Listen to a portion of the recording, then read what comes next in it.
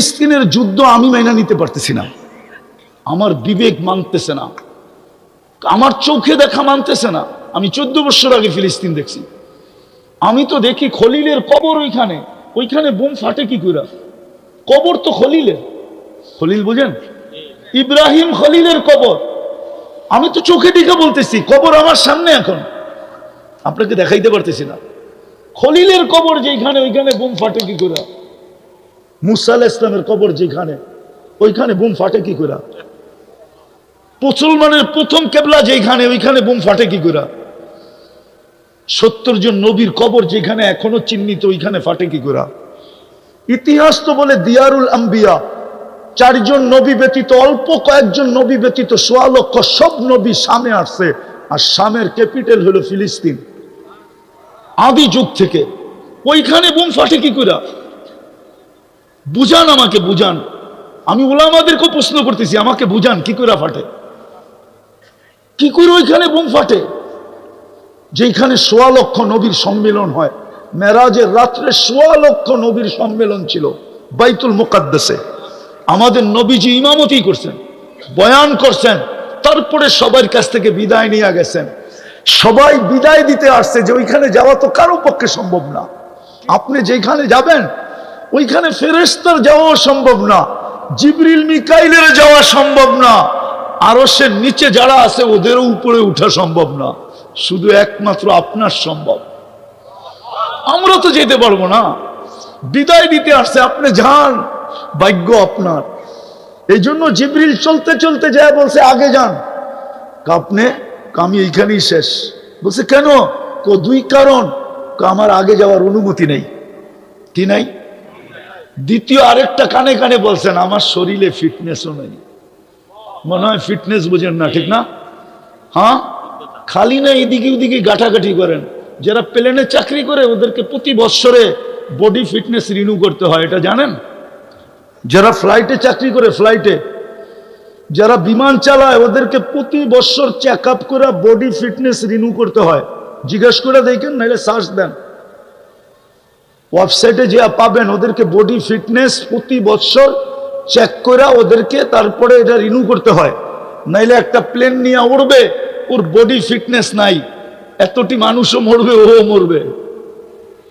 হ্যাঁ, তো জিবরিল বলতেছিল আমার ফিটনেস নাই, অনুমতিও নাই, ফিটনেসও নাই, আপনি একা যান। যেতে যেতে কোথায় গেছেন? কুরআন বলে কাবা কাউসাইনি আও আদনা সুম্মা দানা ফাতাদাল্লা ফাআওহা ইলা আবদিহি মা আওহা। জয়া বিলকুল পাশে বসছেন, পাশে। কোথায়? পাশে জয়া বসছেন। ওই বন্ধু 1.25 লক্ষ নবীদের সম্মেলন যেখানে হলো, সবার কথা বাদ দিলাম, আপনি মুহাম্মদুর রাসূলুল্লাহ চিনেন না, আমরা চিনি না, আসলে চিনি না। যদি চিনতাম আর মুহাম্মদুর রাসূলুল্লাহর দামান যদি ধরতাম, আর ওনার গোলাম যদি এই উম্মত হইতো, ওনার রঙে যদি রঙিন হইতো, কসম খোদার, রব্বে কাবার কসম, একজনের উপরে আঙ্গুল উঠাইতে দেরি, আকাশ থেকে সাহায্য আসতে দেরি হতো না। একজনের উপরে আঙ্গুল উঠাইতে দেরি আছে, প্রমাণ আছে আমার কাছে, ইতিহাসের পাতায় প্রমাণ আছে। একজনের উপরে আঙ্গুল উঠাইছে, একজনের উপরে। কোরআন এটাই বলে, একজনের উপরে আঙ্গুল উঠাইছে। শুধু প্রসিদ্ধ হয়ে গেছে, একজন শহীদ হয়ে গেছে। কয়জন? ওসমান রাদিয়াল্লাহু তাআলা আনহু কি হয়েছে? আসলে মিথ্যা ছিল না সত্য ছিল? হ্যাঁ, মিথ্যা ছিল না, মুনাফিক ছড়ায় দিছে, ওসমান শহীদ। আল্লাহ রসুল সাহাবাদেরকে পরামর্শ করছে, কি করবা, ওসমান তো শহীদ হয়ে গেছে। বলছে রক্তের বদলা নিয়ে তারপরে যাব।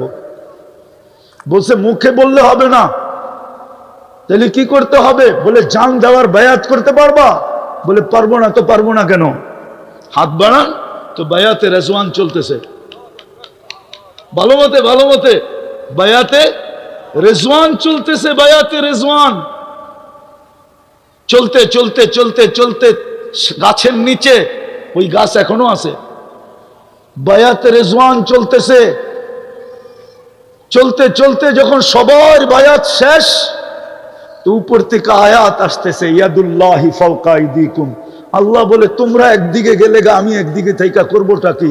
ও আল্লাহ আপনি বইলা দেন না এটা মিথ্যা। আমি আর একা থেকে করবো কি? আমিও তোমাদের সাথে। মনে হয় বুঝাইতে পারিনি। আল্লাহ বুঝাইছে কিয়ামতের সকাল পর্যন্ত এইটাই উসুল। আমার বন্ধুর যদি হয়ে যাও, এই জন্যই তো কবি বলছেন क्या वफा तूने मोहम्मद से तो हम तेरे हैं, क्या वफा तूने मोहम्मद से। আমি তো যুবকদেরকে এটাই বলি, আরে হইতে যদি চাও মডেল, তাহলে নবীর গোলাম হিসাবে মডেল হও। হইতেই যদি চাও ফেমাস, তো নবীর গোলাম হিসাবে ফেমাস হও। হইতেই যাও যদি আপডেট, তাহলে নবীর গোলাম হিসাবে আপডেট হও। হইতেই যদি চাও ডিজিটাল, তাহলে নবীর গোলাম হিসাবে ডিজিটাল হও। যদি হইতে চাও সুপার ডিজিটাল, তো নবীর গোলাম হিসাবে হও। দেখো না জমিন তোমাকে সেলুট দেয় কি করে।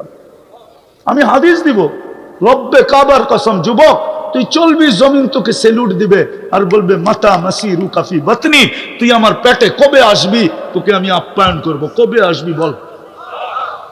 কিতাবে আছে জমিন তোমাকে সেলুট দিবে, আর ফেরেশতা তো দিবেই দিবে।